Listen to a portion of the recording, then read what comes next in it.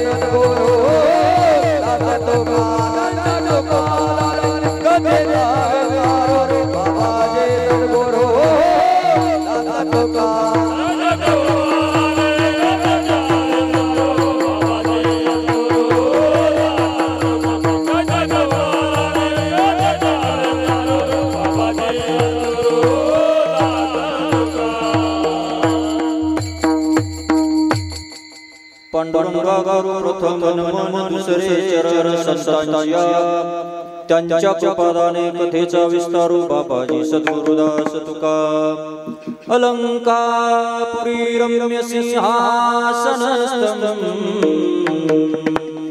पदंबुज तेजस्फुरतीक प्रदेशं विधीन्द्रादिदेव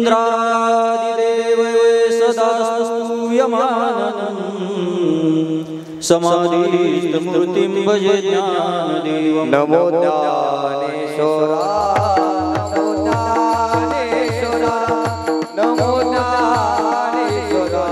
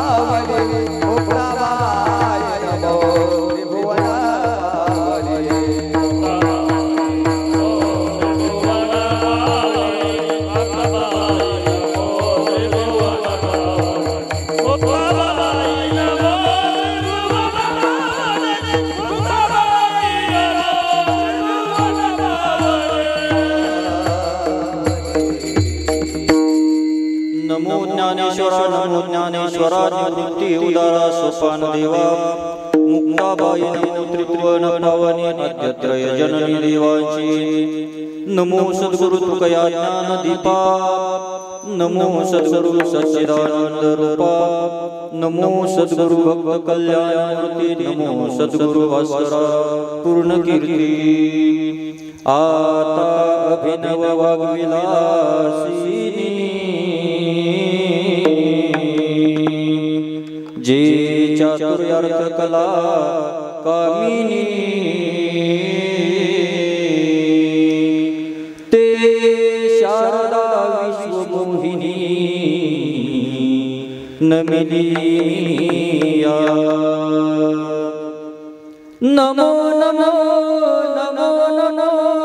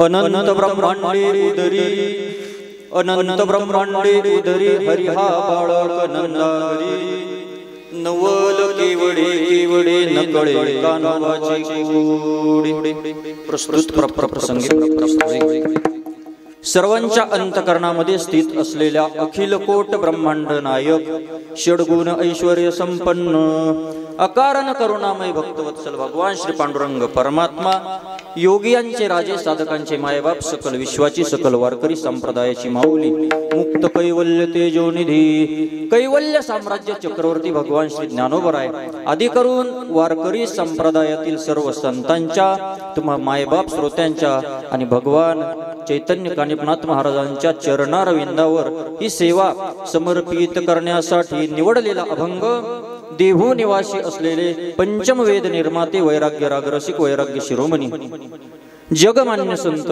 देवमान्य संत आणि संत मान्य संत श्रीमंत श्री जगद्गुरु तुकोबराय यांचा 5 चरणाचा काला या सदरातील गवळण प्रकरणातील अभंग किंवा गवळण सेवेसाठी निवडलेले विठाला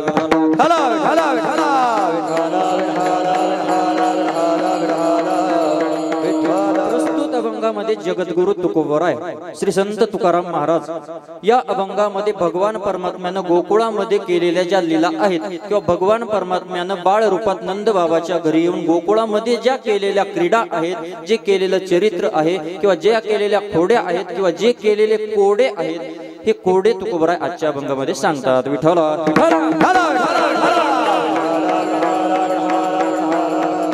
भगवान परमात्म्यानं सगुण रूप धारण केलं भगवान परमात्मा गोकुळात नंद बाबाच्या घरी आले गोकुळात नंद बाबाच्या घरी आल्याच्या नंतर काय काय खोड्या देवानं केल्या किंवा या देवानं काय काय कोडे केले तुकोबराय म्हणतात या देवानं कोडे करण्यामध्ये किंवा हा देव कोड्यात टाकायला एक कोडे करणारा देव कोडे म्हणजे कसे या देवाच्या लीला या देवाचे कोडे सामान्य माणसाच्या बुद्धीला कळत नाही अगम्य अशा स्वरूपाचे हे भगवान परमात्म्याचे कोडे आहेत मग तुकोबराय वर्णन करतात अनंत ब्रह्मांडे उदरी हरिहा बाळक नंदा घरी नवल केवढे केवढे नकळे कान्होबाचे कोडे भगवान परमात्म्यानं अशी कोडे केले अशा लीला केल्या कुठं अनंत ब्रह्मांडे उदरी हरी हा बाळक नंदा घरी नंद बाबाच्या घरी येऊन भगवान परमात्म्यानं चरित्र केलं चरित्र करत असताना देवानं अनेक प्रकारच्या लीला केल्या अनेक प्रकारच्या खोडे केल्या जगाचा मालक ज्याच्या मुखामध्ये अनंत ब्रह्मांड आहे ज्याच्या पोटामध्ये अनंत ब्रह्मांड आहे तो देव नंद बाबाच्या घरी आला आणि त्या देवाचे कोडे आपल्याला कळत नाही त्याचं नवल आपल्याला कळत नाही नवल केवढे केवढे नकळे कान्होबाचे कोडे कान्होबाचे म्हणजे भगवान परमात्म्याचे भगवान श्रीकृष्णाचे कोडे लीला आपल्या बुद्धीला कळत नाही आपल्या बुद्धीच्या दृष्टिक्षेपात त्या येत नाही असे अनेक कोडे देवाचे अनेक लीला देवाच्या आहेत पृथ्वी जेने तृप्त केली त्याशी यशोदा भोजन घाली जो देव जो भगवान परमात्मा संपूर्ण पृथ्वीला जेव घालण्याचं ज्याचं सामर्थ्य आहे तो देव बाळ रूपानं नंद बाबाच्या घरी आला आणि तो देव यशोदा माईच्या हातानं जेवतो त्याशी यशोदा भोजन घाली विश्वाचा जनिता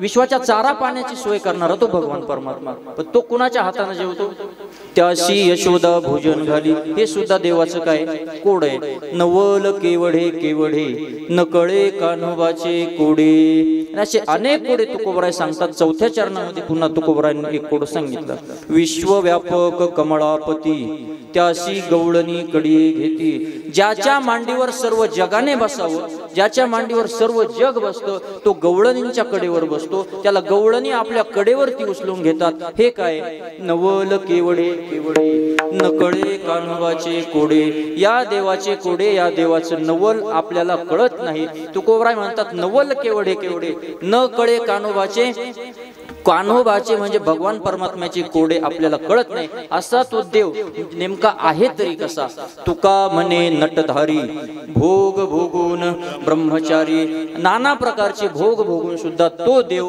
ब्रह्मचारी आहे अभंगाचा सरळ भावार्थ विठ्ठला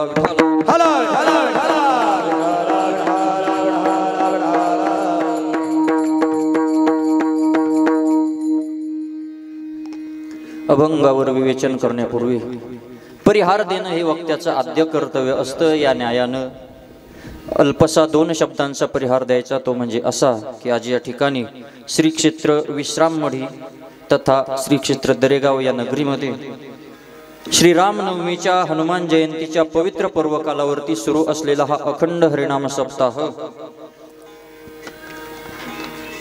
श्री संत गाडगे महाराज कानिपनाथ महाराज तसेच पांडुरंग शास्त्री आठवले यांच्या पदस्पर्शानं पावन झालेल्या भूमीत श्री संत ज्ञानेश्वर महाराज संत तुकाराम महाराज व हनुमंतराय यांच्या शक्ती सामर्थ्यानं साधू संतांच्या आशीर्वादानं वैकुंठवासी ढवळे बाबा यांच्या प्रेरणेनं वैकुंठवासी सुखदेव महाराज मिटके वैकुंठवासी तुकाराम महाराज नगरकर आणि समस्त ग्रामस्थ भजनी मंडळ, तरुण मंडळ, बालक मंडळ, अबाल वृद्ध सर्वांच्या मेहनतीतून, परिश्रमातून, अथक साधनेतून या ठिकाणी संपन्न होत असलेला हा नामयज्ञ, ज्ञानयज्ञ गेल्या 7 दिवसापासून आपण या सप्ताहाचा आनंद घेत आहात। सर्वांच्या सहकार्यानं, सर्वांच्या मेहनतीतून, परिश्रमातून या ठिकाणी संपन्न होत असलेला हा नामयज्ञ मोठ्या आनंदात, मोठ्या उत्साहात या ठिकाणी संपन्न होत आहे। आपल्या या कार्यक्रमासाठी उपस्थित असलेले 7 दिवस आपण ज्यांचं गोड गायन ऐकलं, आपल्या परिसराचं भूषण, आपल्या तालुक्याचं भूषण असलेले गायनाचार्य श्री हरिभक्तपरायण समाधानजी महाराज ठाकरे या आपल्या कार्यक्रमासाठी उपस्थित आहे। त्यांच्या शेजारी उभे असलेले आपल्या तालुक्याचं वैभव, तीही तितक्याच तोलमोलाचं व्यक्तिमत्व, इथं कोणीच कमी नाही आणि कोणीच जास्त नाही। एका म्हणता भले, एका म्हणता भले आणि का सहजची निंदिले। तळेगाव गावचे पोलीस पाटील आमचे अविनाश महाराज आहेर बाबा या ठिकाणी उपस्थित आहे। त्यांच्याही चरणी विनम्र भावानं नतमस्तक। गायन क्षेत्रातली उंचीची माणसं आहे आणि उंच गायन करणारी सुद्धा माणसं आहे। कधी कधी मला असा प्रश्न पडतो, त्यांचं गायन ऐकल्यानंतर अतिशय कोकिळेसारखं गोड गायन आहे महाराज। म्हणजे जर आपण एखाद्या आंब्याच्या झाडावर कोकिळा बसवली आणि कोकिळे आंब्याच्या झाडाखाली जर महाराजांना उभं केलं दोघांनाही, नेमकी कोकिळा गायन करते का महाराज गायन करतात समजदार नाही। मला असा कधी कधी प्रश्न पडतो, यांनी मागच्या जन्मात कोकिळा खाल्ली होती का काय नेमकी। कोकिळेसारखा गोड आवाज महाराजांचा, त्यांच्या चरणी विनम्र भावानं नतमस्तक। या ठिकाणी मृदंगाची साथ ज्यांची आपल्याला 7 दिवस लाभली आणि आजच्याही कीर्तनासाठी लाभली, आपल्या परिसराचं वैभव असणारे, आपल्या परिसराचं वैभव महाराज या ठिकाणी उपस्थित आहे। अतिशय गोड हात त्यांचा आहे। त्यांच्या हाताकडे पाहून असं म्हणावं वाटतं कधी कधी, हे हात मुझे दे दे ठाकूर, असं म्हणावं की काय, असा गोड हात आहे महाराजांचा। त्यांच्या सुद्धा चरणी विनम्र भावानं नतमस्तक। कार्यक्रमाला उपस्थित असलेले सर्व टाळकरी मंडळी, ही सर्व मंडळी प्रेमाचे, यांच्यातच आता तुम्हाला सर्वांना माहिती आहे, यांच्यामध्येच आपलं बालपण गेलं, यांच्यातच आपण लहानाचे मोठे झालो। ही सर्व आपली प्रेमाची मंडळी महाराज। इथून जर सुरुवात केली तर सर्व आमचे दत्तू भाऊ असतील, आमचे डोनगावचे महाराज, बाळू महाराज सुद्धा या ठिकाणी उपस्थित आहे, आमचे निलेश दादा आहे, आमचे गोकुळ सर आहे, दिवसन महाराज, कानोबा महाराज गांगुर्डे, आमचे रामदास बाबा आहे, त्याचप्रमाणे आमचे साईनाथ भाऊ, मोठा भाऊ गणूदादा, सोपान काका आणि आमचे ज्ञानेश्वर भाऊ उर्फ भावडे भाऊ, ही सर्व प्रेमाची मंडळी। आणि हार्मोनियमच्या साथीसाठी उमेश भाऊ, ही सर्व प्रेमाची मंडळी। यांच्यामध्ये आपलं बालपण गेलं, आता आपल्या यांच्या समोरच काय बोलावं, म्हणजे गाढवानं कुंभाराला काय शिकवावं असं मला आता या ठिकाणी प्रश्न पडला, कारण आपली सुरुवातच इथून झालेली आहे। असो, सर्व गुणीजन गायक वादक मंडळी सर्वांच्या चरणी विनम्र भावानं नतमस्तक। कार्यक्रमाला उपस्थित सर्व मान्यवर मंडळी, कार्यक्रमाचे सर्व संयोजक, आयोजक, टाळकरी, माळकरी, विनेकरी, धारकरी, फडकरी, गायक वादक, विनेकरी, चौकदार, माईकवाले, सिस्टीमवाले, मंडपवाले, आचारी, मातृवर्ग, पितृवर्ग, महिला मंडळ, बालक मंडळ, तरुण मंडळ, सामाजिक, आर्थिक, राजकीय, धार्मिक, शैक्षणिक, सहकार, व्यापार, कला, क्रीडा, कृषी क्षेत्रातील सर्व व्यक्तिमत्व, सर्व सरपंच, उपसरपंच, चेअरमन, व्हाईस चेअरमन, संचालक, तलाठी, पोलीस पाटील, भाऊसाहेब संतमुक्ती अध्यक्ष, परिसरातून आलेले, पंचक्रोशीतून आलेले सर्व हितचिंतक, शुभचिंतक, प्रेरणास्थान, युवा नेते, आधारस्तंभ, बचत गटाच्या बाया, अंगणवाडीच्या बाया, महिला आघाडीच्या बाया, कांद्याच्या टोळीच्या बाया, मकाच्या टोळीच्या बाया, लाडक्या बहिणी, वैतागलेले दाजी, सर्वांच्या चरणी विनम्र भावानं नतमस्तक। आणि झालेली सेवा भगवान परमात्म्याच्या सेवेला सुरुवात। विठाला विठाला। आज या ठिकाणी सेवा करण्याचा योग ज्यांच्यामुळे आला, तुमच्या सर्वांच्या दर्शनाचा योग ज्यांच्यामुळे प्राप्त झाला, ते परमार्थिक स्नेही श्री हरिभक्तपरायण आपल्या या दरेगाव गावचे भजन क्षेत्रातील हिरा म्हणा किंवा भजन क्षेत्रातील एक सर्वांना सोबत घेऊन चालणारं व्यक्तिमत्व, ज्यांच्या सानिध्यात आम्ही वाढलो, म्हणजे ज्यांच्या आमच्या भजनाची सुरुवातच ज्यांच्यापासून झाली। समोर बसलेले आता कुणाकुणाचं नाव घ्यावं आणि कुणाकुणाचं नाव घेऊ नये हा माझ्या समोर सर्वात मोठा प्रश्न आहे। पण जर समजा चुकून एखाद्याचं नाव जर राहिलं तर राग मानू नका, लेकरू आपलंय, नाव विसरू शकतो, त्याच्यामुळे कुणीही मनावरती घेऊ नका। आदरणीय आमचे मारुती बाबा देवरे, त्याचप्रमाणे आमचे उत्तम बाबा, आमचे रामदास बाबा, नथू बाबा, ही सर्व मंडळी आम्हाला त्यावेळेला भजनात घेऊन बसायची ना. आपलं समाधान बाबा, आम्ही 6वी 7वीला असायचो. इकडं पाऊस, पहिले असे रस्ते नव्हते चांगले, नद्या असायच्या. आता रस्त्यांची सोय झाली. पाणी असायचं गुडघ्या एवढं, आणि गुडघ्या एवढ्या पाण्यातून ही लांबून यायचे तिकडनं. ही मंडळी वाघाड मळ्यातून यायची, आमचे मारुती बाबा इकडच्या मळ्यातून यायचे. त्यांचं मी त्यावेळेला बघितलेलं रूप तुम्हाला सांगतो.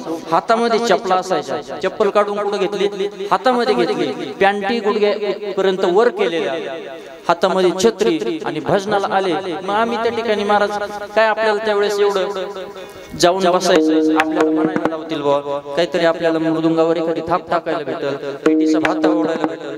अशा पद्धतीनं भजनामध्ये बसलो. पहिल्या भजनाला बसलो, दुसऱ्या भजनाला लगेच आमचे बाबा होते म्हणरे कोतवाल्या अभंग. पण महाराज या कोतवाल्या शब्दातच प्रेम होतं मला. आज मी तुम्हाला खरं सांगू का, तुम्ही मला महाराज महाराज महाराज म्हणूच नका, कारण तुमच्यातच वाढलो मी. तुम्ही सर्व आपल्या जीवनाचे शिल्पकार आहे. असो, त्या कार्यक्रमाचं ज्यांच्या माध्यमातून या ठिकाणी सेवा मिळाली, मारुती बाबा असतील, आमचे रामदास बाबा पगार असतील, यांच्या माध्यमातून या ठिकाणी येण्याचा योग घडला, त्यांचेही मनापासून आभार. गोड अशी साऊंड सिस्टीम ज्यांची आहे, आपल्या गावचं भूषण नंदू भाऊ आहेर यांचे देखील मनापासून आभार. एकदा सिस्टीम साठी जोरदार टाळ्या वाजवा. अशी सिस्टीम जर असली ना, कीर्तनकार 5 वर्ष जास्त जगल्याशिवाय राहणार नाही. गोड अशी सिस्टीम आहे. त्याचप्रमाणे या कार्यक्रमाचं चित्रीकरण करण्यासाठी आमचे माऊलीचा दास या युट्यूब चॅनलचे मालक आमचे दादा या ठिकाणी आलेले, त्यांचे सुद्धा मनापासून आभार. उपस्थित सर्व गुणीजन, गायक, वादक मंडळी, सर्वांच्या चरणी विनम्र भावानं नतमस्तक. सेवेला सुरुवात. विठ्ठल विठ्ठल.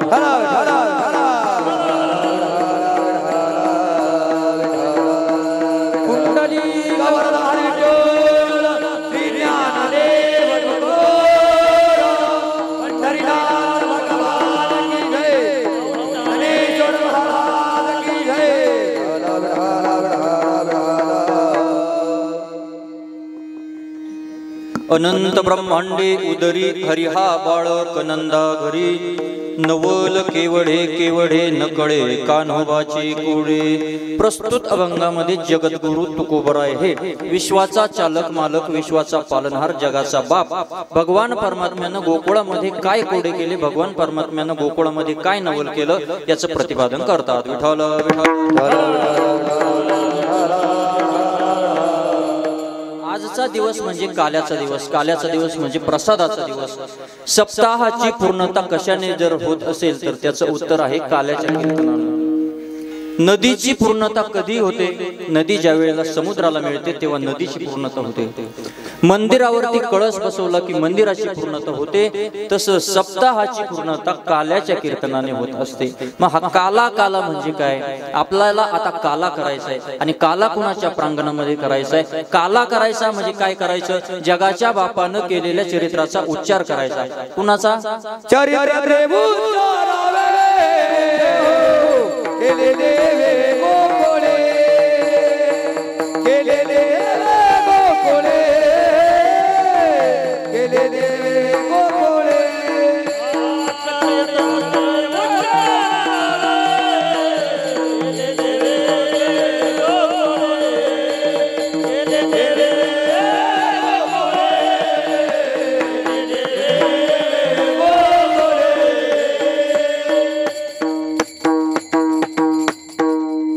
चरित्र ते उच्चारावे केले देवे गोकुळी. भगवान परमात्म्यानं गोकुळामध्ये केलेल्या चरित्राचा उच्चार आपण आज करायचा. भगवान परमात्म्यानं कुठं केलं चरित्र? कुठं केलं? बोला ना, बोला. तुम्ही आजारी का? गोकुळामध्ये चरित्र केलं. कुणी केलं?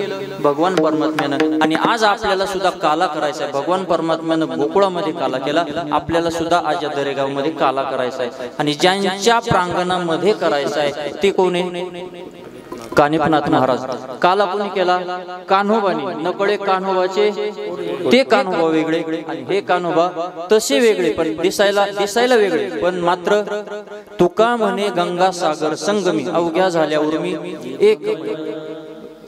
देवता वेगळ्या वेगळ्या जरी दिसत असल्या तरी देव एकच. मग कान्होबाच्या म्हणजे कानिफनाथ महाराजांच्या प्रांगणामध्ये आपल्याला आज हा काला करायचा. कानिफनाथ म्हणजे योगीराज, नुसते योगी नाही, योगी यांचे राजे, योगीराज त्यांना म्हटलेलं आहे, योगी यांचे राजे. जुन्या काळामध्ये म्हणजे एक 7-8 वर्षापूर्वी 10 वर्षापूर्वी लहान लहान असायचो आम्ही, ढवळे बाबा होते इथं, त्या ठिकाणी ते गाणं लागायचं बघा. जय जय कानिफनाथ योगीराज मुरली, पतित पावन ओवाळून, पतित पावन ओवाळून तुझ सद्भावे करती. जय योगीराज मुरली. असे योगीराज असणाऱ्या कानिफनाथ महाराजांच्या प्रांगणामध्ये आपल्याला करायचा तो आज काला. विठ्ठल विठ्ठल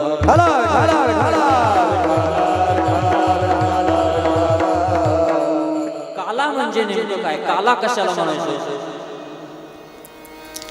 काल्याचा अर्थ तसा वेगळा आहे. संत महात्म्यांच्या परिभाषेत जर सांगायचं झालं तर 2 पदार्थांचं एकत्रीकरण म्हणजे काला. देव, भक्त आणि नाम तिघांचा त्रिवेणी संगम एकत्र आला की काला.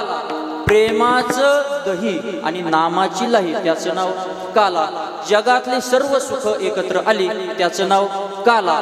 काला काला काला काला म्हणजे काय तर काला कव्वा काठ खायगा असं नाही. काला म्हणजे काय, देवानं दिलेला प्रसाद, देवानं दिलेला प्रसाद म्हणजे काला.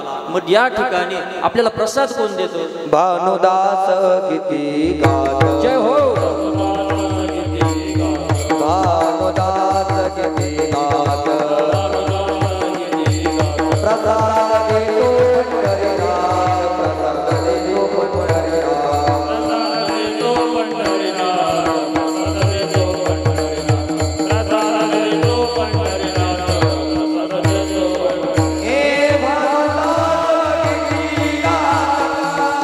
प्रसाद देतो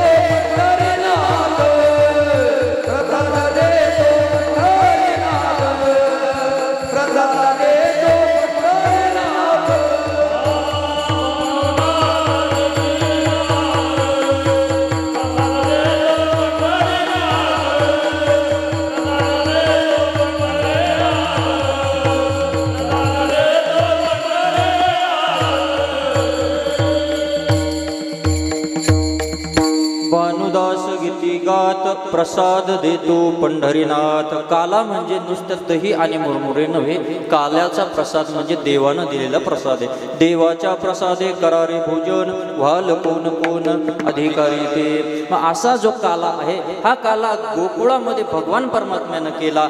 एकदा काला झाला आणि दुसऱ्यांदा मात्र संत महात्म्यांनी केला. संत महात्म्यांनी कुठं केला काला?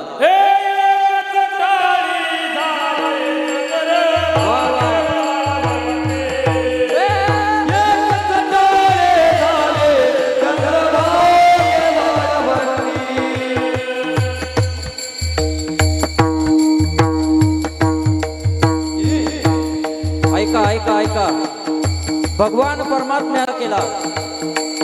जगाच्या मालकानं गोपाळांना घेऊन गोकुळामध्ये केला आणि संत महात्म्यांनी पंढरभर सर्व संत महात्मे एकत्र आले. सर्व संत महात्मे एकत्र आले. नामदेवरायांच्या ठिकाणी पंढरपूरच्या चंद्रभागेच्या वाळवंटामध्ये सुरू आहे. कीर्तन संपलं. नामदेवरायांच्या कीर्तनामध्ये जनाबाई अभंग म्हणावा, ज्ञानोबरायांची चाल म्हणावी. नामदेवरायांचे कीर्तन चंद्रभागेच्या वाळवंटामध्ये पांडुरंग परमात्मा कीर्तनाला आलेले आहेत. पांडुरंग परमात्मा इतके दंग झाले कीर्तनामध्ये. नामदेवरायांचे कीर्तन, पांडुरंग परमात्मा कीर्तनामध्ये नाचतायत. कीर्तन संपलं. कीर्तन संपलं आणि माझ्या ज्ञानोबरायांनी लाह्या घ्या म्हणजे काल्याचा प्रसाद घेतला आणि त्या पंढरपूरच्या वाळवंटामध्ये एकच टाळी झाली.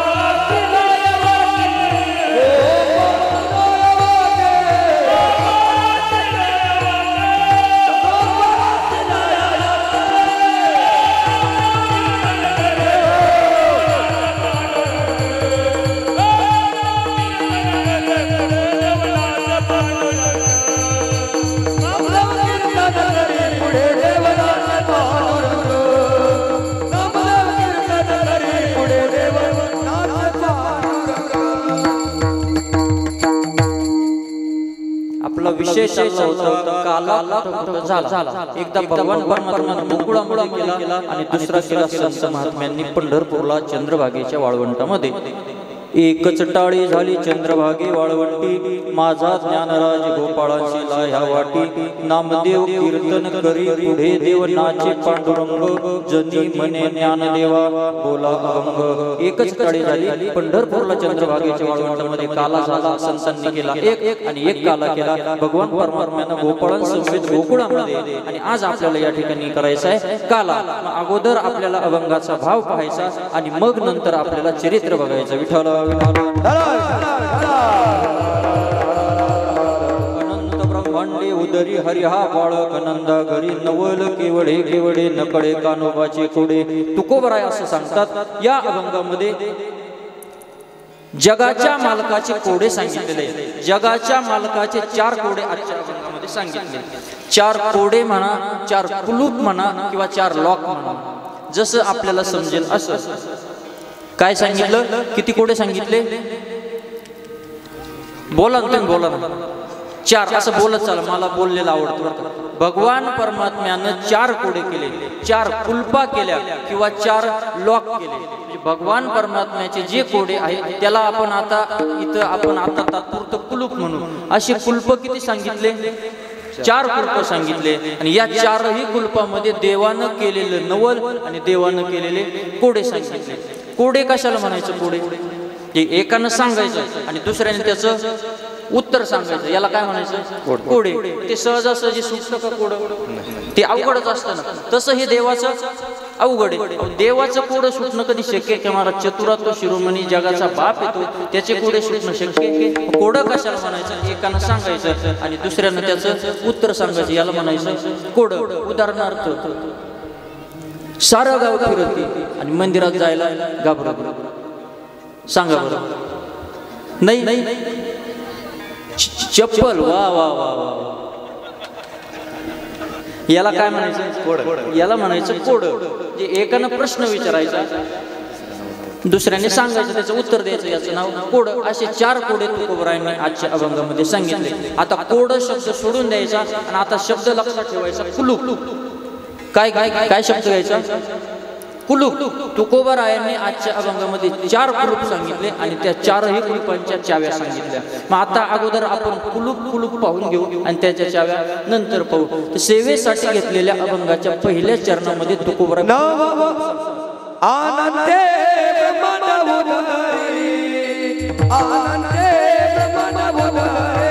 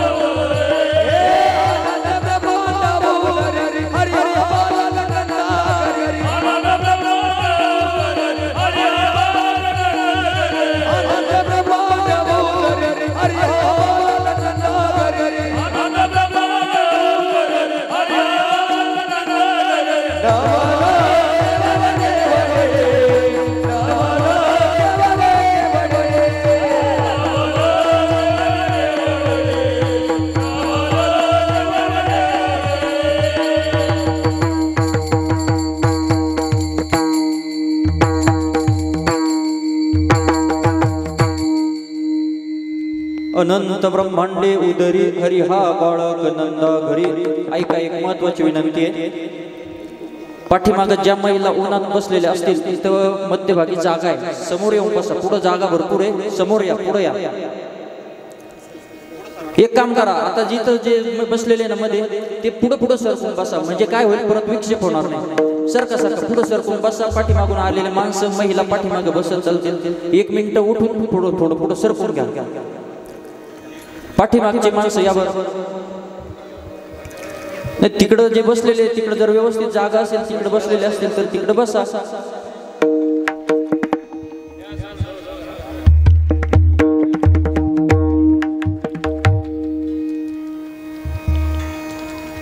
थोडीशी जायला यायला रस्ता राहू द्या तिथं, म्हणजे जे कोणी पाठीमागून येतील ते पुढे येऊन बसतील समोर. विठ्ठल विठ्ठल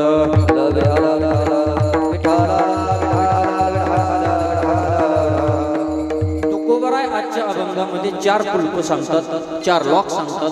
पहिलं कुलूप तुकोबरायांनी सांगितलं, अनंत ब्रह्मांडे उदरी हरी हा बाळवड नंदा घरी. ज्याच्या उदरामध्ये अनंत ब्रह्मांड आहे तो देव नंद बाबाच्या घरी आलाच कसा. पहिलं कुलूप काय, ज्याच्या उदरामध्ये अनंत ब्रह्मांड आहे तो देव नंद बाबाच्या घरी आलाच कसा. आलाच कसा हे झालं कुलूप. हा हे झालं पहिलं कुलूप.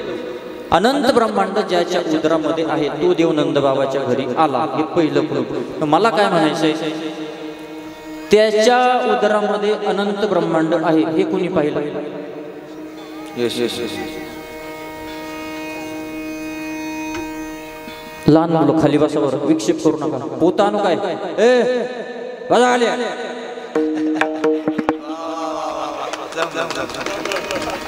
ऐका ऐका, पहिलं कुलूप सांगितलं तुकोबरायांनी, अनंत ब्रह्मांड ज्याच्या उदरामध्ये आहे तो देव नंद बाबाच्या घरी आलाच कसा.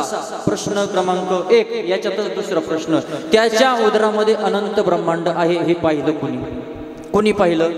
ऐका, प्रसंग असा, बलराम दादा आणि भगवान श्रीकृष्ण परमात्मा घरासमोर अंगणामध्ये खेळत असताना एक दिवस भगवान परमात्म्यानं माती खाल्ली. काय खाल्लं? माती. लहान पोरं तुम्ही काही पण खातात, माती खाल्ली. अशी माती धरली आणि त्या बारीक बारीक बोटामध्ये जेवढी माती येईल तेवढी माती त्यांनी खाल्ली. माती खाल्ली की बलराम दादानं काय केलं? बलराम दादाने काय केलं? पळत पळत घरामध्ये गेला आणि अंगणामध्ये उभं राहून आईला आवाज दिला, आई आई कृष्णानं माती खाल्ली, आई पळ. कानानं माती खाल्ली.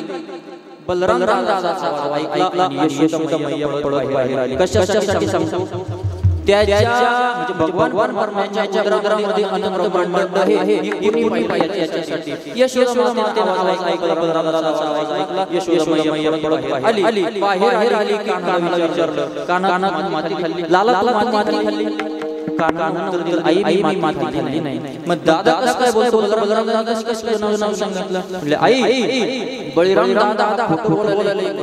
बळीराम दादा काय करतो? खोटं बोलतो. मी माती खाल्ली नाही.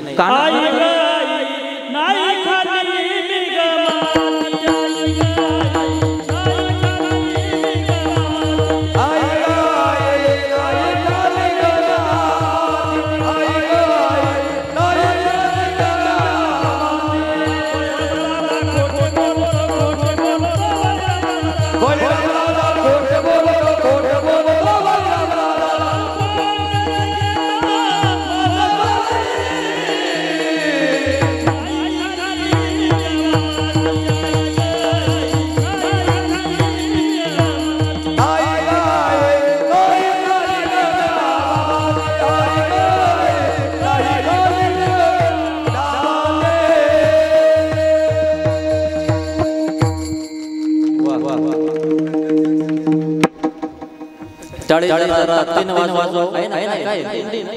हाय हाय हाय हाय, जरा ताकदीने टाळी वाजवा. हे बघा तुम्हाला सांगू का, हा जगाच्या मालकाचा दरबार आहे. इथं टाळी चांगली वाजवा. इथं तुम्ही सेवा करा. या धर्ममंडळामध्ये या, जी वाटाळी सेवा करा. जगात घड्याळाच्या काट्यात फिरतात तसे आपल्या हृदयाचे योग्य पाडते जगाच्या मालकाचा भगवान महाराजांचा परमेश्वराचा दरबार आहे. त्यामुळे टाळ्या वाजवायला सेवा अजिबात करायची नाही. ऐका ऐका, यशोदा मैयाने विचारलं, माती खाल्ली का? कानाने सांगितलं, आई मी माती नाही खाल्ली, मी माती खाल्ली नाही. मग बलराम दादा काय सांगतो? म्हणले बलराम दादा बोलतो, आई ग आई नाही खाल्ली ग म्या माती, आई ग आई नाही खाल्ली ग म्या माती. बळीराम दादा खोट बोलतो, बळीराम दादा घेतो पाड माझ्यावरी, आई ग आई नाही खाल्ली ग म्या माती. आई मी माती खाल्ली नाही. बळीराम दादा काढून टाकला. बळीराम दादा खोटं बोलतो. बळीराम दादा काही झालं नाही, आई माझा सावत्र भाऊ आहे. अगं आई, सक्क ते सक्क असतं, सावत्र ते सावत्र असतं. कशावरून? कृष्णाचा जन्म कुठं झाला? गोकुळामध्ये, आपलं मथुरेमध्ये. मग दोघ जण भाऊ कसे, सक्के का सावत्र? गेलं बोंबल. ऐका, दोघ जण भाऊ सावत्र. मग कानाने सांगितलं, अगं आई, बलराम दादा खोटं बोलतो, माझ्यावर आळ घेतो बळीराम दादा. यशोदा मैयाला माहित होतं बळीराम दादा खोटं बोलू शकत नाही. कृष्ण खोटं बोलायला एक नंबर आहे, एक नंबर खोटारडा आहे म्हणले कृष्ण. पण काना खरं बोल, नाही तर मी तुला आता काठीनं मार दिल्याशिवाय राहणार नाही. मग यशोदा मातेनं काय केलं, काठी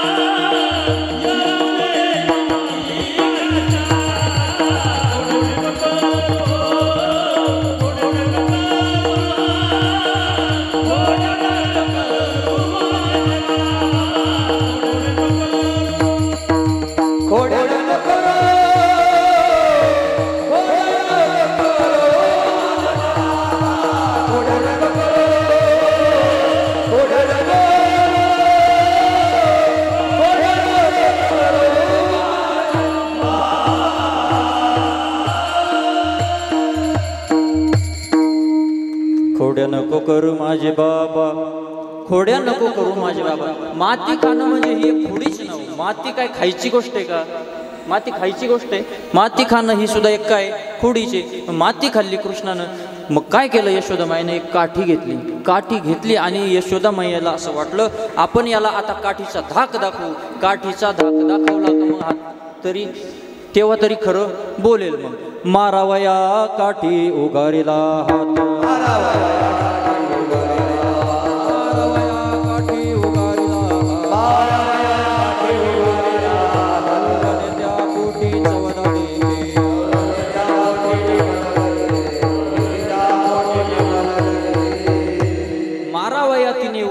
काठी आणि भुवने त्या पोटी 14 देते. माझा विषय चालला होता भगवान परमात्म्याच्या उदरामध्ये अनंत ब्रह्मांड हे कुणी पाहिलं, याचं उत्तर आहे मारावया तिने उगारिली काठी, भुवने त्या पोटी 14 देखे. 14 ब्रह्मांड पाहिले किंवा अनंत ब्रह्मांड पाहिले, असं त्याचा दोघांचाही अर्थ एकच आहे. तुम्ही अनंत ब्रह्मांड म्हणा किंवा 14 ब्रह्मांड म्हणा. तुमचं कुलूप काय? कुलूप असे अनंत ब्रह्मांड ज्याच्या उदरामध्ये आहे तो देव नंद बाबाच्या घरी आलाच कसा. एक कुलूप झालं. आता दुसरं कुलूप सांगायचं. एक कुलूप झालं, पण आता याची चावी काय करायची? चावी नंतर पाहिजे. अगोदर कुलप पाहून घेऊ, मग चावी पाहू. पहिलं कुलूप मी डबल मुद्दाम सांगतो. पहिलं कुलूप अनंत ब्रह्मांड ज्याच्या उदरामध्ये आहे तो देव नंद बाबाच्या घरी आलाच कसा, हे एक कुलूप. आणि तुकोबराय दुसरं कुलूप सांगतात अभंगाच्या तिसऱ्याचं.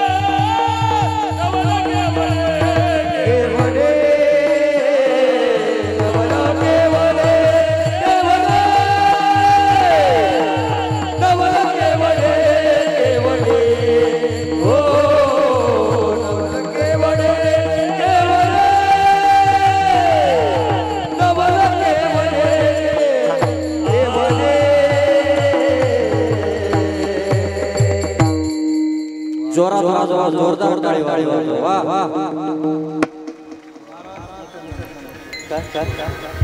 नाही तुम्ही जे म्हणले ते राजा दुसरं काय पृथ्वी जेने नृत्य केली त्याशी यशोदा भोजन झाली. ज्या देवानं पृथ्वीला तृप्त केलं, पृथ्वीला तृप्त करण्याची ताकद ज्याची आहे, इतका मोठा जो देव आहे तो यशोदेच्या हातानं जेवतो कसा? आलं का लक्षात? म्हणजे हे कसं झालं? देव सर्वांना जीव घालतो बरोबर, त्या देवाला जीव कोण घालतो? यशोदा माता. म्हणजे हे कसं झालं माहिती का? एखाद्या शेतकऱ्याला 100 एकर जमीन आहे, तो 1000 क्विंटल कांदे दरवर्षी पिकवतो, 1000 क्विंटल कांदे दरवर्षी काढतो आणि त्या 1000 क्विंटल कांदे विकणाऱ्याला आपण चिंगळी भेट देण्यासारखं. आलं का लक्षात? जो सर्व जगाला जीव घालतो त्याला जीव कोण घालतं? यशोदामाई. हे काय? हे कुलूप आहे महाराज. पृथ्वी जेने तृप्त केली त्याशी यशोदा भोजन घाली. सर्व जगाला जीव घालणारा कोण आहे? सर्व जगाला जीव घालणारा देव आहे. देव. त्यांना शांत बसव. बसतील का? बसतील.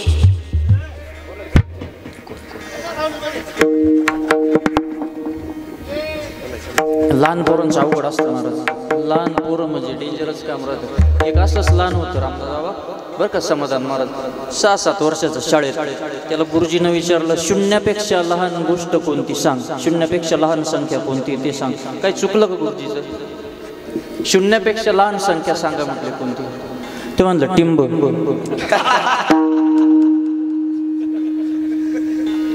असे लहान पोरं असतात महाराज. असो, काय चाललं होतं आपलं कीर्तन? ऐका ऐका.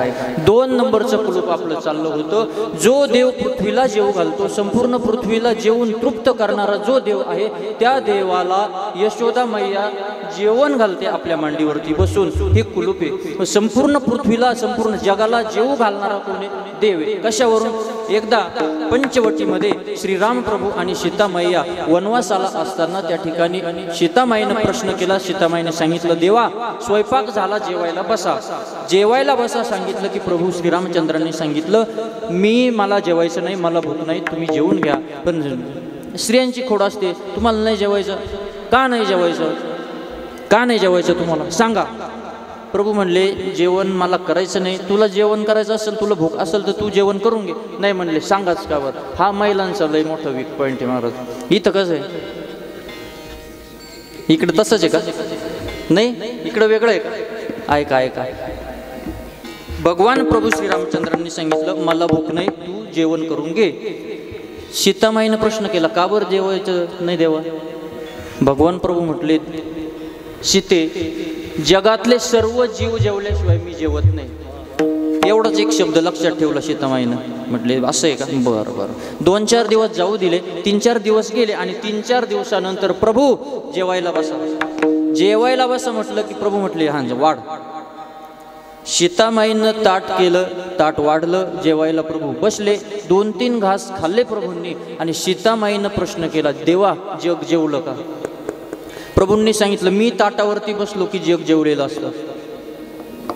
पण सीतामाईनं काय केलं होतं? एक डबा घेतला, त्या डब्यामध्ये 3-4 दिवस एक मुंगी टाकून ठेवली होती उपाशी. कशासाठी सांगायचंय? देव सर्व जगाला जीव घालतो याच्यासाठी. मग सीतामाईनं 2-4 दिवस झाले एका डब्यामध्ये एक मुंगी कोंडून ठेवली होती. सीतामाईला दाखवायचं होतं का मुंगीचं अजून जेवण झालं नाही, मुंगीला काही त्या ठिकाणी चारा पाणी पीठ साखर काही मिळाली नाही. आणि प्रभू म्हणतायत की मी ताटावरती बसलो की जग जेवलेलं असतं. सीते, मी ताटावरती बसलो की जग जेवलेलं असतं, वाढ. सीतामाईने पुन्हा विचारलं, खरं सांगा बरं, जग खरंच जेवलं का? हो म्हटले, पार किड्या मुंग्या सहित जेवले. एवढाच शब्द लक्षात घेतला आणि तो डबा काढला सीतामाईनं. तिला दाखवायचं होतं या डब्यातली मुंगी उपवाशी आहे, या डब्यातल्या मुंगीला साखर पीठ काहीच खायला मिळालं नाही. पण तिनं तो डबा काढला, तिला दाखवायचं होतं ही मुंगी उपाशी आहे. तुम्ही कसं काय म्हणतात की पार किड्या मुंग्या सहित जग जेवलं? सीतामाईनं डबा काढला, झाकण उघडलं आणि झाकण उघडलं की डब्यातून साखर खाली पडली. तयामुखी चारा कोण घाली,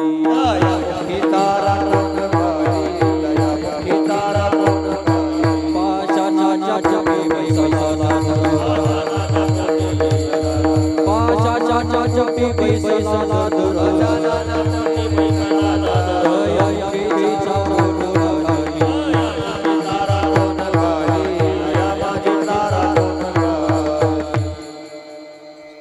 जगाला जीव घालते पाषाणाची ती बैसला दरदूर तयामुखी चारा कोण घाली किंवा अनेक प्रमाण सांगता येतील सकळ जीवांचा करीतो सांभाळ. जाऊ द्या पण आपल्याला कामच काय सकळ जीवांचा करीतो सांभाळ किंवा कारे नाठविशी कृपाळू देवाशी पोषितो जगाशी एकला तो. संपूर्ण जगाला पोषण करणारा संपूर्ण जगाचं पालन करणारा कोण आहे संपूर्ण जगाला जीव घालणारा कोण आहे भगवान परमात्मा आहे. हे दुसरं कोड आहे. मग अनंत ब्रह्मांड ज्याच्या उदरामध्ये तो देव नंदबाबाच्या घरी कसा. कुलूप नंबर 1 संपूर्ण जगाला जेवण देऊन तृप्त करण्याचं ज्याचं सामर्थ्य तो देव यशोदेच्या हातानं जेवतो कसा. कुलूप नंबर 2 आणि आता तिसरं कुलूप तुकोबराय सांगतात अभंगाच्या 4थ्या चरणात. विश्व आवाज द्या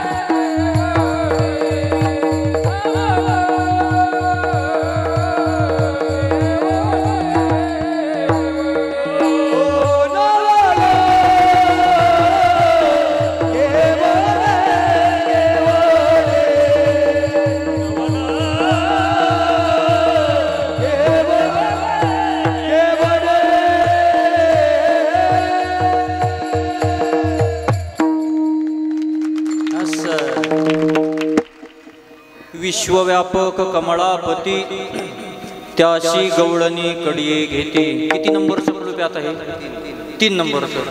परत सांगतो ऐका. पहिलं कुलूप अनंत ब्रह्मांड ज्याच्या उदरामध्ये आहे तो देव नंदबाबाच्या घरी कसा. संपूर्ण पृथ्वीला जेव घालणारा देव त्याला यशोदामाई जेव घालते का. आणि आता तिसरं कुलूप तिसरंच ना. आता तिसरं कुलूप चौथं कुलूप मला तेच चेक करायचं होतं नेमकी. चौथं कुलूप ऐका. तिसरं नाव कस काय बरं संभ्रम केलं तुम्ही असं. 2 कुलूप झाले. आता तिसरं कुलूप काय.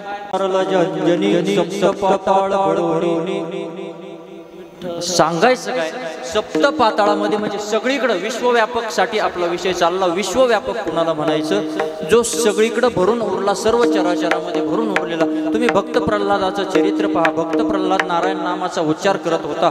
भक्त प्रल्हादानं नारायण नामाचा उच्चार करत असताना पित्याने सांगितलं देवाच्या नामाचा उच्चार इथं करायचा नाही.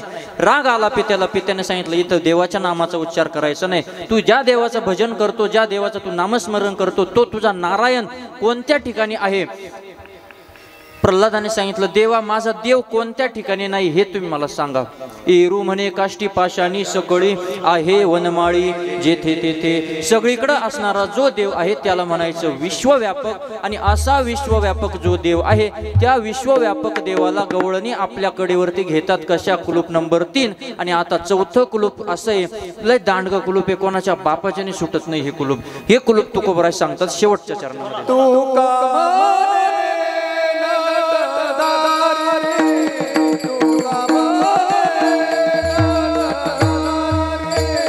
तो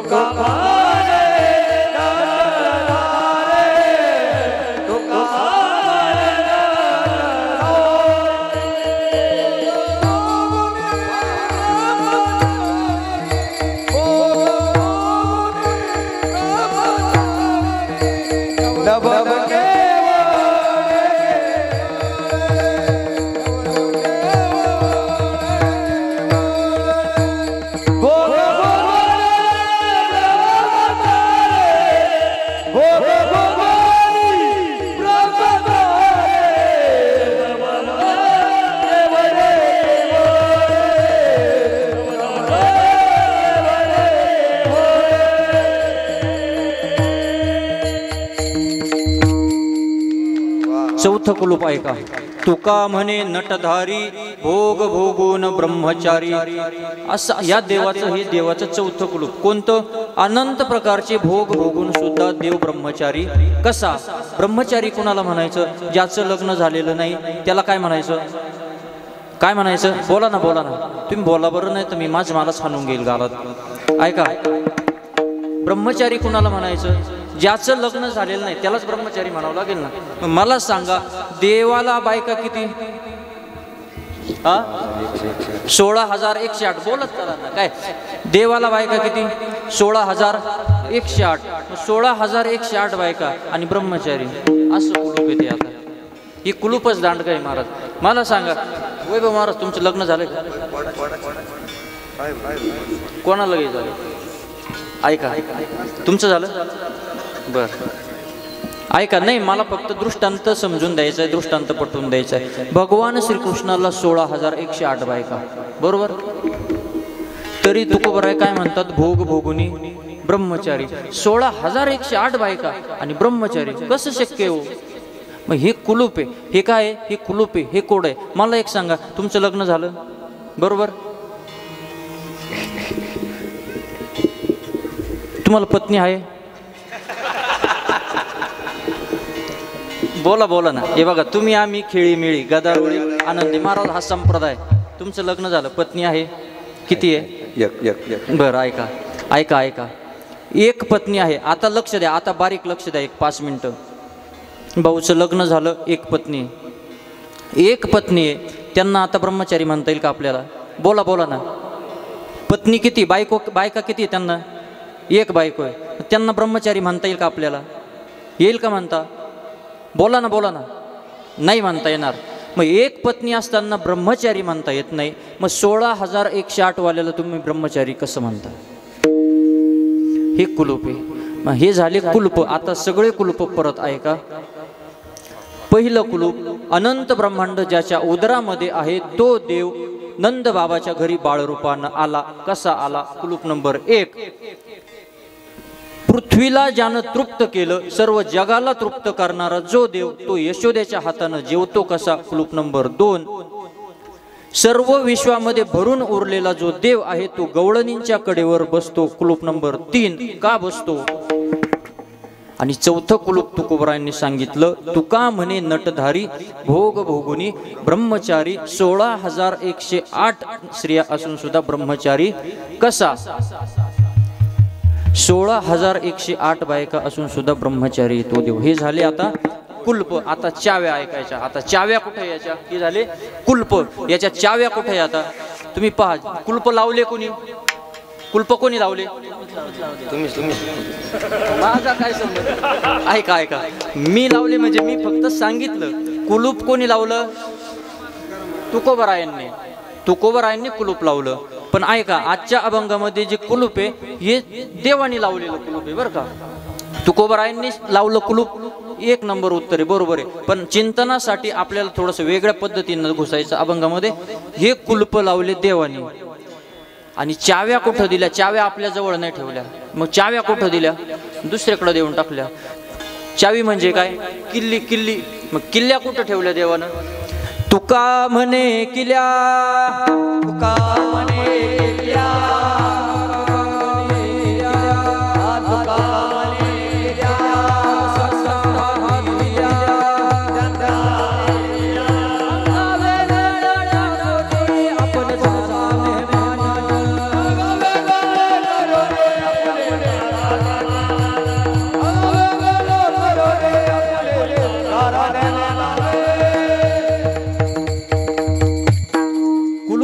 देवानं आणि चाव्या दिल्या संतांकडं. चावी देवानं जवळ ठेवली नाही. का ठेवली नाही? ज्याच्याकडे चावी असते त्याला खूप त्रास होतो महाराज. ज्याच्या घरी भजनी मंडळाचं साहित्य, टाळ, पखवाज, पेटी, कोणी गेलं?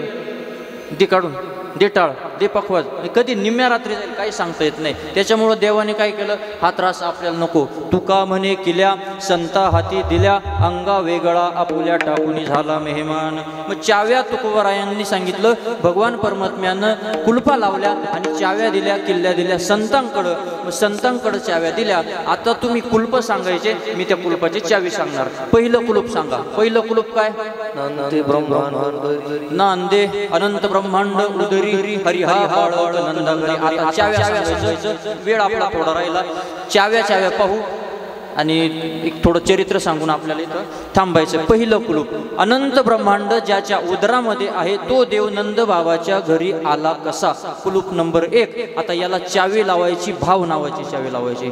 कसली चावी लावायची? भाव नावाची. भाव नावाची चावी लावायची. कशावरून? ऐका.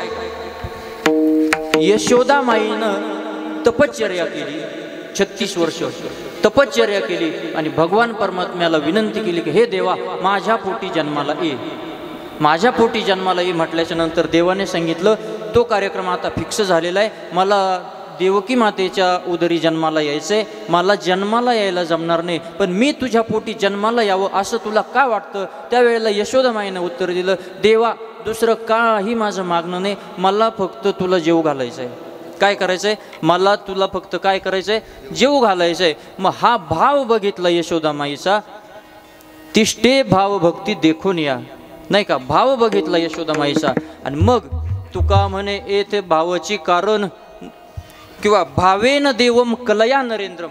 भावाशिवाय देव प्राप्त होत नाही. भाव बळे आकळे ये रवीना कळे करतळे आवळे तैसा हरी. भावाशिवाय देव येत नाही. मग यशोदा माईने सांगितलं, मला देवा तुला जेव घालायचंय.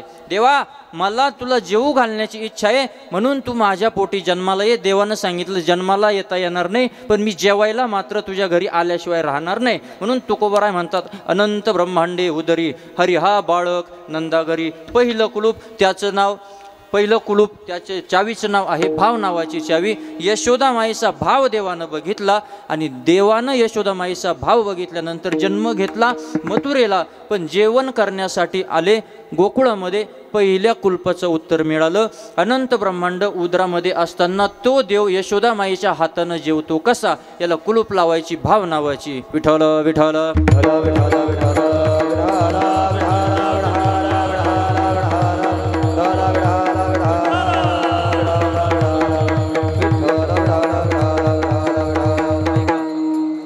पहिलं कुलूप झालं, पहिली चावी सांगितली. पहिली चावी भाव नावाची. आता दुसरं कुलूप, पृथ्वीला तृप्त करणारा देव. पृथ्वी जेने तृप्त केली त्याशी यशोदा भोजन घाली. एक झालं. एक झालं का दोन झाले? एक झालं. हा, एक झालं. अनंत ब्रह्मांडे उदरी हरी हा बाळक नंदाघरी. नवल केवडे केवडे नकळे कान्होबाचे कोडे. आता मी तुम्हाला दुसरं कुलूप सांगितलं. कोणतं? पृथ्वीला तृप्त करणारा देव यशोदा माईच्या हातानं जेवतो कसा, हे एक कुलूप. आणि अनंत ब्रह्मांडे उदरी हरी हा बालक नंदाघरी. तो नंद बाबाच्या घरी आला. हा कशासाठी आला? यशोदा माईचा भाव होता. यशोदा माईच्या भावासाठी तो देव त्या ठिकाणी आला. आता दुसरं कुलूप ऐका.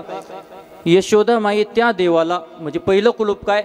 अनंत ब्रह्मांड ज्याच्या उदरामध्ये आहे तो देव नंद बाबाच्या घरी का आला? नंद बाबाचा भाव होता.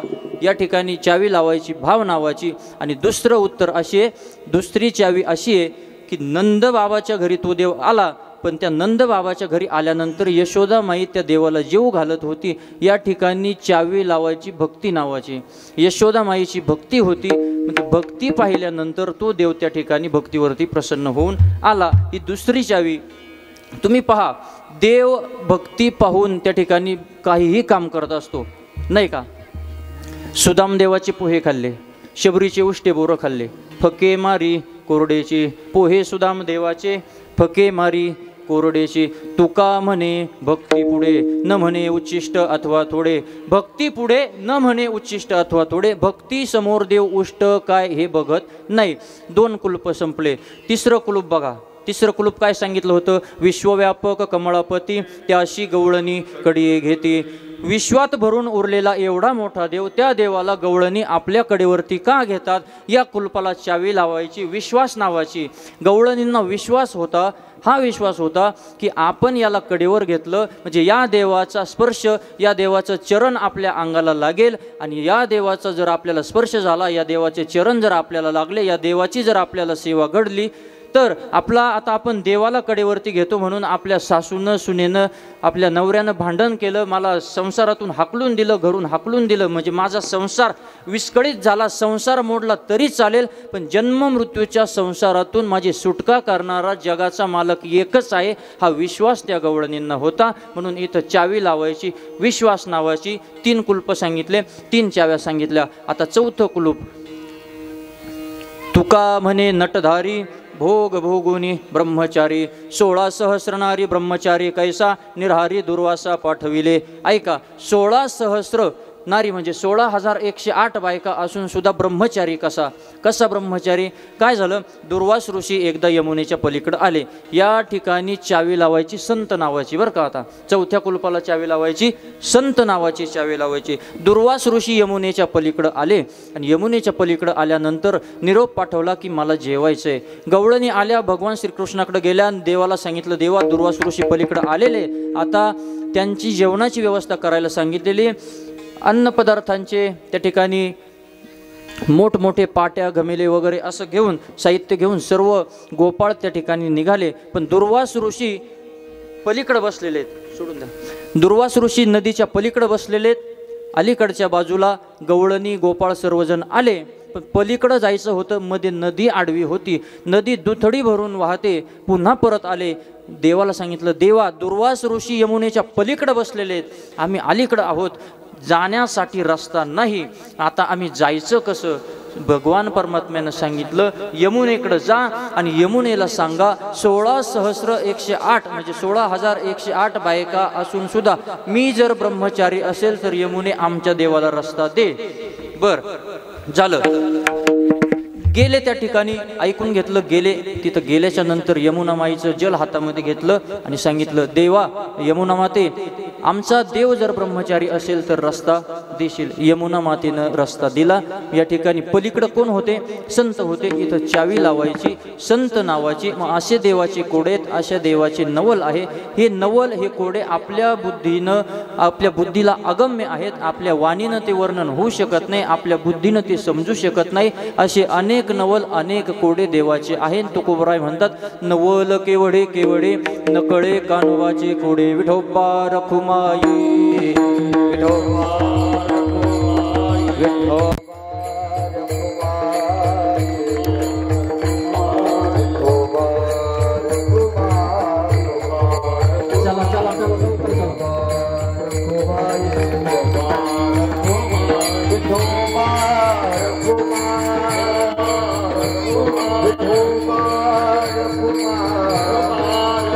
अवकाश अभंगाचा भावार्थ आपण बघितलेला आहे. जमेल तसं तोडक्या मोडक्या शब्दात या ठिकाणी अभंगाचा भाव तुमच्या समोर मांडला, ज्याच्यासाठी आपण सर्वजण जमलेलो आहोत. म्हणजे आजचा दिवस जो आहे, काल्याचं प्रसंग सांगून एक 5 ते 10 मिनिटं, जास्त वेळ तुमचा मी घेणार नाही, मला सुद्धा कल्पना आहे. पण चरित्र असं आहे महाराज, जर समजा सांगता सांगता आता 5 मिनिटात तर ते सांगणं होत नाही आणि 5 मिनिटामध्ये जर थोडंसं सांगणं झालं, उद्या उठून असा एक शिक्का पडेल, याला कीर्तनच करता येत नाही असं होईल. पण मी सुद्धा तुमचा जास्त वेळ घेणार नाही. अगदी 5 ते 10 मिनिटांमध्ये फक्त आपण या ठिकाणी थांबणार. आजचा दिवस म्हणजे काल्याचा, आणि काल्याचा दिवस म्हणजे महाराजांनी मगाशीच प्रमाण दिलं, काल्याचा दिवस म्हणजे भगवान परमात्म्यानं गोकुळामध्ये जे चरित्र केलं त्या चरित्राचा उच्चार करणं म्हणजे काल्याचं कीर्तन. चरित्र ते उच्चारावे केले देवे गोकुळी ते.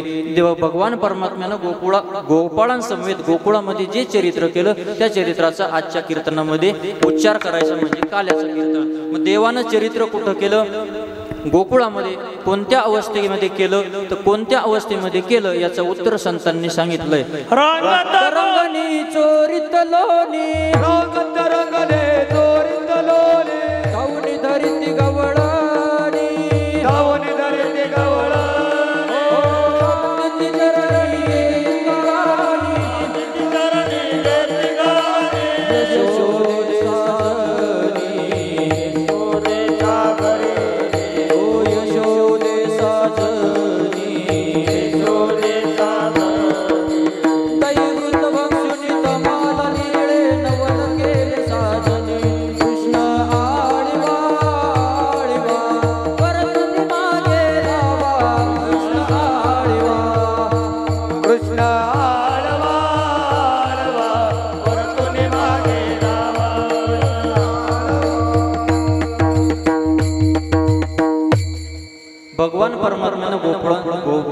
संवित गोकुळामध्ये चरित्र केलं. कोणत्या अवस्थेमध्ये केलं?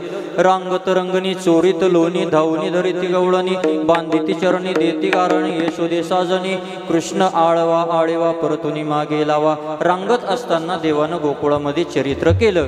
पण कोणत्या अवस्थेमध्ये? रांगत असताना, तळ हातावरती चालत असताना. तळवे तळ हात टेकीत तळवे तळ हात टेकीत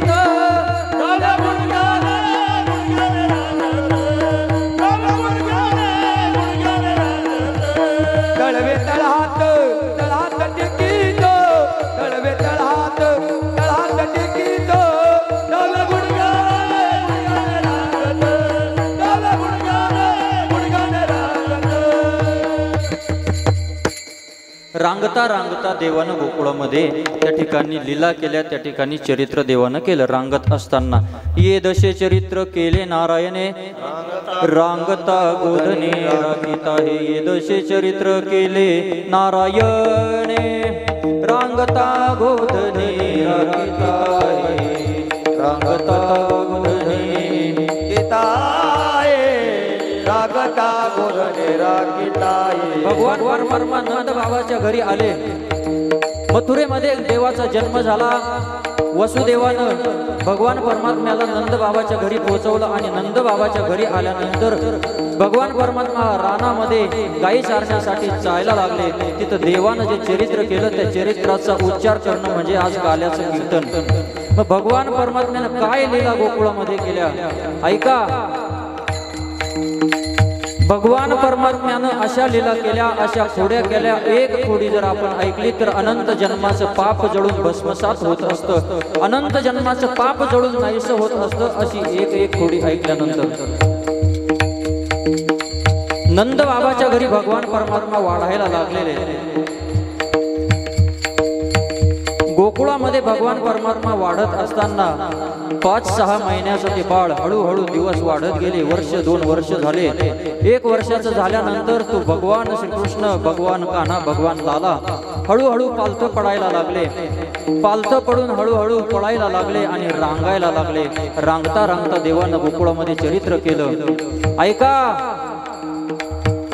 भगवान परमात्म्याचं 3 वर्षाचं आयुष्य, 3 वर्षाचं वय. हळूहळू पावलं टाकायला लागले. भगवान परमात्मा बोबड बोबड बोलायला लागले. अनेक प्रकारच्या नाना प्रकारच्या लीला देवानं करायला सुरुवात केली. काळा सावळा देवाचा वर्ण आहे. जगाच्या मालकाचं रूप बघा कसं काळा सावळा. सौंदर्याचा समग्र आहे. कुरळे केस आहेत. मुखामध्ये समोरच्या बाजूला 2 पांढरे शुभ्र कापरासारखे दात आहे. कपाळावरती गोरोचनाचा टिळा आहे. केसांमध्ये मोरपीस आहे. एक हात दह्यानं माखलेला आहे. एका गालाला दही लागलेलं आहे आणि मध्येच काना स्मित हसतो, किलकारतो. बारीक आवाजामध्ये किलकारतो काना. इतकं गोंडस रूप. कुणीही पाहता क्षणी त्या लालाच्या प्रेमामध्ये पडावं असं ते भगवान परमात्म्याचं रूप. असं परमात्मा वाढत असताना आईने त्या ठिकाणी सौंदर्यामध्ये अजून भर पडावी याच्यासाठी हनुवटीवर काजळाचा टिपका दिलेला आहे. कपाळावरती गोरोचन लावलेलं आहे. हनुवटीवरती काजळ लावलं. गालावरती काजळ लावलं. काजळ एवढ्यासाठीच लावलं होतं की याला कुणाची दृष्ट होऊ नये म्हणून. अहो, सर्वांची दृष्ट काढणारा जगाचा मालक, त्याला कुणाची दृष्ट होणार आहे? मग अशा पद्धतीनं भगवान परमात्मा गोकुळामध्ये वाढत असताना हळूहळू भगवान परमात्मा चालायला लागले. चालता चालता पळायला लागले आणि पळता पळता देवानं खोड्या काय केल्या ऐका. भगवान गोपाल कृष्ण, भगवान कान्हैया, भगवान लाला नंद बाबाच्या घरी गायी होत्या. 9 लाख गायी. किती गायी? 9 लाख गायी होत्या. गोशाळा होती मोठी. गोशाळेमध्ये देवानं जावं. देवानं गोशाळेमध्ये गेल्यानंतर सोबतीला बलराम दादा आहे. दोघांनी जावं. नंद बाबाच्या घरी 9 लाख गायी. दही दूध तूप लोणी कशाचीही कमतरता नव्हती. लोणी खायला, दूध खायला, तूप खायला कुणीच नव्हतं. मग त्या ठिकाणी नंद बाबा काय करायचे, आपल्या घरी उरलेलं दूध तूप लोणी अनेक ठिकाणी वाटून द्यायचे आणि वाटून दिल्यानंतर सुद्धा बरंचसं लोणी त्या ठिकाणी शिल्लक असायचं. मग नंद बाबांनी गोपाळांना सांगावं, गवळ्यांना सांगावं, बाबा रे एक काम करा, जेवढं लोणी उरलेलं आहे, जेवढं तूप उरलेलं आहे, हे सगळं तूप काय करा, गाईच्या शिंगांना त्या ठिकाणी चोळून द्या, गाईच्या शिंगांना त्या लोण्याचा लेप लावा. कशासाठी? तूप उरलं वाया घालवल्यापेक्षा गाईच्या शिंगांना लेप लावत होते. कशाचा? लोण्याचा. आता लोणी कसं असतं? मऊ मऊ असतं पण निसरड असतं. गाईच्या शिंगांना लोणी लावलं, गाईच्या शिंगांना तूप लावलं की गाईची शिंग निसरडी होत असायची. भगवान परमात्म्याच्या लीला पहा तुम्ही. आता भगवान परमात्म्याने गोशाळेमध्ये जावं, व्यत्यय नका करू. भगवान परमात्म्याने गोशाळेमध्ये जावं, गाय बसलेली आहे पहावं. दोघं भावांनी जावं, बलराम दादा आणि भगवान गोपालकृष्णांनी. गाय बसलेली आहे, गायीच्या शिंगांना लोणी लावलेलं आहे. एका शिंगाला कान्हाने लटकावं आणि दुसऱ्या शिंगाला बलराम दादाने लटकावं. गाय सुद्धा आनंद घेत होती महाराज. गायीला सुद्धा वाटायचं अरे जगाच्या मालकाचे हात पाय आपल्याला लागतायत, आपण सुद्धा धन्य झालो. गाय सुद्धा मस्तपैकी शिंग हलवत असायची, असा आनंद गाय घेत असायची. पण झालं काय, जास्त वजन झाल्यानंतर गायीला सुद्धा वाटायचं की आता हे कुठंतरी बस करावं, आता हे थांबवलं पाहिजे. जसं तुम्हाला आता वाटतं. किती जणांना वाटतंय सांगा बरं कीर्तन बंद करावं? आता नाही वाटत. बरं ऐका, गायीला वजन झालं, गाय उठून उभी राहिली. गाय उठून उभी राहिली की पळायला लागली. गाय उठून उभी राहिली, दोघं जण शिंगाला लटकलेले, तसेच हात सोडायला कोणी तयार नाही, हातच सोडेना. गायीला वजन झालं, गाय पळायला लागली आणि कान्हानं आवाज द्यायला सुरुवात केली, आई वाचव, आई धाव. आईला घरातून बाहेर येईपर्यंत गाय पळाली. आता 9 लाख गायी म्हणजे शेणाचा ढिगारा कमी असणार आहे का? शेणाचा ढिगारा किंवा त्याला आपण काय म्हणतो, उकिरडा किंवा उखाडा काही म्हणा, शेणाचा ढिगाराला कमतरता आहे का? 9 लाख गायींचं शेण म्हणजे कमी निघणार आहे का? कान्हाने आणि बलराम दादांनी गायीचे शिंग पकडलेले आहेत. गाय पळायला लागली, गोल गोल फिरायला लागली, जोरात पळाली. कान्हानं आवाज दिला, आई धाव. गाय मला घेऊन पळाली. आईला घरातून बाहेर येईपर्यंत गायीनं शिंगाला हिसका मारला. दोघं जण जसे निसटले तसे शेणाच्या ढिगाऱ्यामध्ये गेले. आई पळत बाहेर आली. बघितलं कान्हाचं ते रूप. सर्व अंगाला शेण शेण लागलेले, सर्व अंगाला शेण लागलं. फक्त डोळे तेवढे सफेद तेवढे दिसत होते. डोळे सफेद दिसायचे आणि ते बुबुळ फक्त काळे दिसायचे, नाही तर सगळं शेणच दिसायचं. मला सांगा, हे कधी खेळ असतात का? असे खेळ असतात का हो? हे खेळ नाही महाराज, हे काय, या खोड्या आहे जगाच्या मालकाच्या. भगवान परमात्म्यानं गोकुळामध्ये केलेल्या ह्या काय खोड्या. भगवान परमात्म्यानं ज्या खोड्या केल्या, तुकोबराय बोलले ना, नवल केवढे केवढे न कळे कान्होबाचे कोडे. देवानं अशा लीला केल्या, अशा खोड्या केल्या का सर्वांच्या नाकी नऊ करून ठेवलं, सर्वांच्या नाकात दम देवानं करून ठेवला. अशा खोड्या देवानं केल्या. पूर्वीच्या काळी आताचे सारखे गॅस नव्हते. पूर्वी स्वयंपाक कशावरती करावा लागायचा? चुलीवर स्वयंपाक करावा लागत असायचा. मग चुलीवरती स्वयंपाक करावा लागत असायचा. दोघ जण भाऊ, बलराम दादा आणि भगवान श्रीकृष्ण परमात्मा, खेळता खेळता त्यांच्या भानगडी व्हायच्या. भानगडी झाल्या की मग काय करावं? कान्हानं पळत पळत जावं, आईकडं जावं, चुलीकडं जावं. चुलीकडं गेला की चुलीतलं जळतं लाकूड बाहेर काढायचं आणि त्या जळत्या लाकडानं मारायचं बलराम दादाला. मग तो काय गप बसणार आहे का? त्यांनी सुद्धा पळत जायचं, जळतं लाकूड घ्यायचं आणि त्यांनी दोघांनी एकमेकांना जळत्या लाकडाने मारायचा. मग अशा खोड्या, नाना प्रकारच्या खोड्या, भगवान परमात्म्याच्या खोड्यांना सर्व गोकुळ वैतकलं. गवळणींना त्या ठिकाणी भगवान परमात्मा गवळणींचं नाव घेत होता. गोपाळांसमवेत गवळणींच्या सुद्धा खोड्या करायला लागला. मग अशा खोड्या करता करता गाराने घरी यायला लागले. गाराने घरी आले आणि यशोदामाईने सांगितलं, बाबा रे, आता तू ह्या तुझ्या खोड्या थांबव. खोड्या थांबवण्यासाठी गणपतीला नवस केला. कथाभाग सर्वांना माहिती आहे. 1 महिनाभर देवानं खोडी केली नाही का? गणपतीचं महत्त्व लोकांना कळालं पाहिजे म्हणून. 1 मास देवे खोडी नाही केली, प्रचितीते आली यशोदेशी. देवानं गणपतीच खाऊन टाकलं. देवाशीच पुषे देव काय झाला, हसू आले बोला याचे हरी. देवानं गणपतीच खाऊन घेतला. अशा सुद्धा खोड्या केल्या. खेळत असताना गल्लीमधून कुकर नावाचा प्राणी म्हणजे कुत्रा जर चालला तर यांचे खेळ असे, यांच्या खोड्या अशा, कुत्रा पकडावा, कुत्र्यावरती बसावं, त्याचे दात मोजायचे, जो जास्त दात मोजील तो जिंकला, असे खेळ, अशा खोड्या. मग अशा अनेक नाना प्रकारच्या खोड्या गोकुळामध्ये भगवान परमात्म्याने केल्या. आता गवळणी जर बाजारला निघाल्या, दुडीवर दुडी गवळणी साते निघाली, गवळणी बाजारला निघाल्या की कानानं आडवं व्हावं, त्यांचे माठ फोडावे, त्यांच्या घागरी फोडाव्या. मग अशी एक बोबडी गवळण होती. त्या बोबड्या गवळणीची देवानं काय केली, घागर फोडली. आणि ती बोबडी गवळण महाराज यशोदाबाईकडे आली आणि यशोदा मातेला सांगते, हे यशोदे, तुझ्या या कानाला काहीतरी सांग, माझी घागर फोडली आणि मी काय केलं होतं तुझ्या मुलाचं. अगं मी माझं खाली मान घालून पाण्याला चालले होते, यांनी मात्र माझी घागर फोडली. जात होते यमुना पानिया, वातेत भेटला थावला, दोईवल टोपी मयुल पुछाचिन खांद्यावली कांबला, तेने माझी गेली तवाली, मग मी तेथून पलाली, पलता पलता दसलून पललीन दोईची धादल फुटली. अगं यशोदे, माझी घागर फुटली. अगं तुझी घागर फुटली, मग एक काम कर, मी घागर देते, माझ्याकडून नवी घागर घेऊन जा. अगं बाई, माझी नुसती घागर नाही फुटली, मग काय झालं, माझे गुलगे फुटले, मग मी ललत बदले, तिकनूल आले शानल पाणी, मला पोतासी धरले, काय सांगू तू ते बाई, काय सांगू तू ते.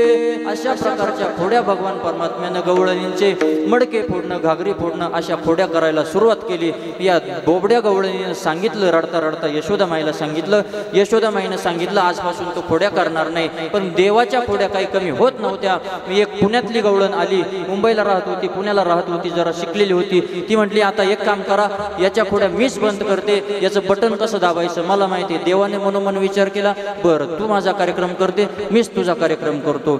दोघं जण नवरा बायको झोपले. भगवान परमात्मा आले, दाढी वेणीची गाठ बांधली. सर्वांना कथाभाग माहिती आहे. गाठ बाई कवनाची सुटेना, यशोदे बाळ तुझा कान्हा कुठवर सोसुलिंगाना. अशा पद्धतीनं भगवान परमात्म्यानं लीला केल्या. मग हे सर्व झाल्यानंतर आता अनेक गाराणे येऊ लागले. त्यावेळेला यशोदामाईनं सांगितलं, बाबा रे, आता गाराणे तू बंद कर, आता तू गाराणे बंद कर. आता जवळजवळ 11च्या पुढं घड्याळ गेलेले, तू तुझे गाराणे सुद्धा आता बंद कर. मग अशा पद्धतीनं नाना प्रकारच्या खोड्या देवानं केल्या, मुरली वाजवणं वगैरे वगैरे, नाही का. तुझ्या मुरलीच्या पायी रे मन मोहिले रे मन मोहिले. नाना प्रकारच्या खोड्या देवानं केल्या. नाना प्रकारच्या खोड्या करता करता गाराणे यायला लागले. यशोदामाईनं सांगितलं, बाबा तू आता एक काम कर, शाळेमध्ये जा. शाळेत जा म्हटल्यानंतर पहिली शाळा कोणती, उद्या जाई राणा सवे घेऊनी गोदना, तुम्ही गाया घेऊन सारे गोपाळ रानात जा. तुम्ही आता एक काम करा, शाळेत जा. शाळेत जा म्हणजे पहिली शाळा होती गायी चारण्यासाठी जाणं किंवा गायी डोंगरामध्ये घेऊन जाणं, गायी गुरांचं पालन करावं. सर्व गोपाळ, पेंड्या, बोबड्या, वाकड्या, सुदामा, सर्व गोपाळांना सोबत घेतलं देवानं, सोबत घेतलं आणि गायी चारण्यासाठी जायला लागले. तिकडंही देवानं चरित्र केलं, तिकडंही देवानं खोड्या केल्या, कालिया मर्दन केलं. कालियाच्या डोक्यावरती भगवान परमात्मा नाचले. कालिया नावाचा नाग तो यमुनेचा डोह सोडून पळून गेला. आणि आता मात्र गायी चारत चारत असताना सूर्य माथ्यावरती आलेला आहे. सूर्य माथ्यावरती आला, त्या ठिकाणी गोकुळामध्ये सर्वजण गोपाळ खेळ खेळू लागले, नाना प्रकारचे खेळ. अबक दुबक तिबक पोरा त्रिगुण खेळ मांडू, खेळ विटी दांडू पोरा, खेळ विटी दांडू, खेळ विटी दांडू पोरा, विटी दांडू. अबक दुबक तिबक पोरा त्रिगुण खेळ मांडू, विटी दांडू चेंडू लगोऱ्या नाना परी खेळ मांडलेला. वाळवंटी ती खेळू लागलो, सुर कवडी माझी घोंगडी हरवली.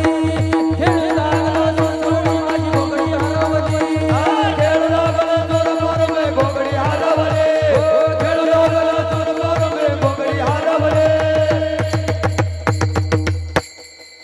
नाना पद्धतीनं नाना प्रकारचे खेळ गोपाळांनी खेळायला सुरुवात केली. चेंडू, विटी दांडू, चेंडू, लगोऱ्या, नाना परी खेळ खेळतात यमुनेच्या तीरी, असे नाना प्रकारचे खेळ खेळायला. हम बोरा हमामा, हम बोरा हमामा,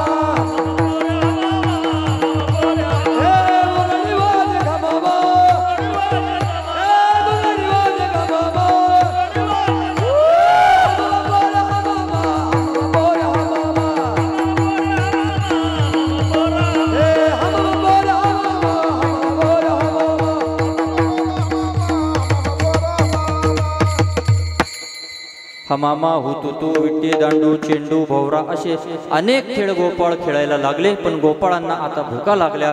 गोपाळांच्या खुनव्या सुद्धा झाल्या. गोपाळांनी मला सुद्धा इशारा केला की बाबा आवरून घे. पण आता विषय असा आहे, जर चरित्र सांगितलं नाही तर काल्याचं कीर्तन पूर्ण होत नाही. 2 मिनिटं उशीर जरी झाला, जास्त नाही झालं, 2 मिनिटात संपणार आहे. आता कसं आहे, भगवान परमात्म्याचं चरित्र सांगितल्याच्या नंतर चरित्र जर सांगितलं नाही तर काल्याची कीर्तनाची पूर्णता होत नाही. म्हणून गोपाळांनी देवाला सांगितलं, हे देवा आम्हाला आता भूक लागलेली आहे. खांदे भार पोटी भूक, काय खेळायाचे सुख. देवा आता आम्हाला भुका लागल्या. देवा आता पोटाचा विचार केला पाहिजे. सर्व गोपाळांनी देवाला विनंती केली.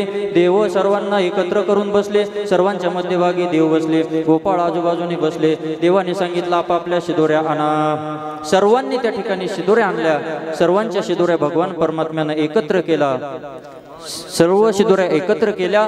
खडकी सोडेल्या मोठा, आजचा दही काला गोमटा, किंवा काला करून या वाटा गडिया देतो हरी. भगवान परमात्मा मध्यभागी बसले. गोपाळ आजूबाजूला बसले. भगवान परमात्म्यानं आपल्या शिदोरीत सर्वांच्या शिदोऱ्या कालवल्या आणि त्या ठिकाणी गोपाळांना प्रसाद देवानं दिला. कुंडलिका वरदे हरी विठ्ठल, श्री ज्ञानदेव भगवान की जय. आणि अशा पद्धतीनं भगवान परमात्म्यानं गोकुळामध्ये गवळ्यांच्या सोबत गोपाळांसमवेत काला केला. आणि आपणही या ठिकाणी काला केला. आपल्यालाही देवाचा प्रसाद जर पाहिजे असेल तर फक्त 20 सेकंद भजन करा. सर्वांनी मोठ्या प्रेमानं हात वरती करा. सर्वांनी हात वरती करा. गोपाला